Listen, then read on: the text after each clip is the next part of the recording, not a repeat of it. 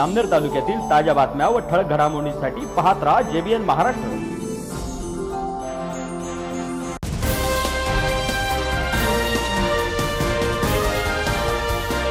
नमस्कार, मी मिनल चौधरी। पाहूया काही ठळक वृत्त।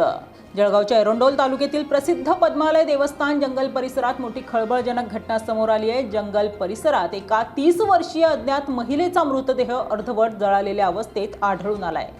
जंगलात गुरे चारण्यासाठी गेलेल्या गुराख्यांना हा मृतदेह आढळून आलाय। दरम्यान प्राथमिक तपासात पुरावे नष्ट करण्याच्या उद्देशाने मृतदेह जाळण्यात आल्याचा संशय व्यक्त करण्यात येत असून नेमका मृत्यूचं कारण आणि गुन्ह्याचा प्रकार याबाबत पोलीस सखोल तपास करत आहेत।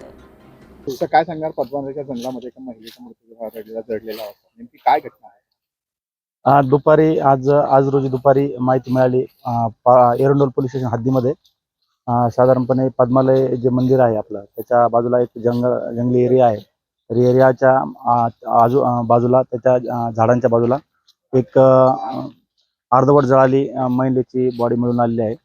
त्याच्या अनुषंगाने घटनास्थळी सर्व जे कायदेशीर प्रक्रिया आहे ती पार पाडत आहोत।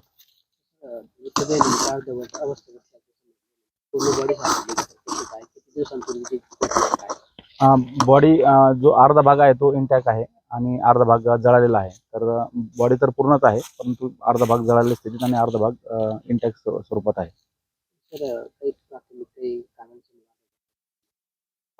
सध्या तरी बॉडी देखील अनआयडेंटिफाईड आहेत, अनोळखी इसमाची आहे आणि त्याच्या अनुषंगाने मग बाकी डिटेल्स अजून प्राप्त नाही।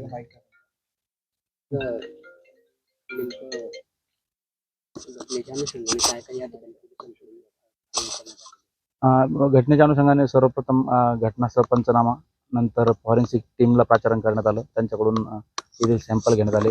डॉग स्पॉट असेल, फिंगरप्रिंट असेल, यांच्या माध्यमातून जे गरजेच्या प्रक्रिया आहेत ते करण्यात येत आहेत आणि बाकीचा तपास आमचे पथके रवाना झाले आहेत। नाही, याच्यामध्ये अजून ओळख पटलेली नाही, त्यासाठी देखील प्रयत्न चालू आहेत।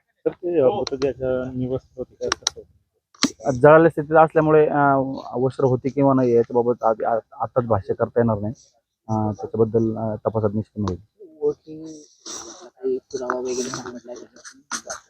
नाही, कुठला अजून पुरावा नाही, फक्त बॉडी अर्धवट जळालेल्या स्थितीत मिळाली। याच्या व्यतिरिक्त बाकी तिथं काही घटनास्थळावर वेगळा काही पुरावा ओळखी संबंधी मिळून आलेला नाही।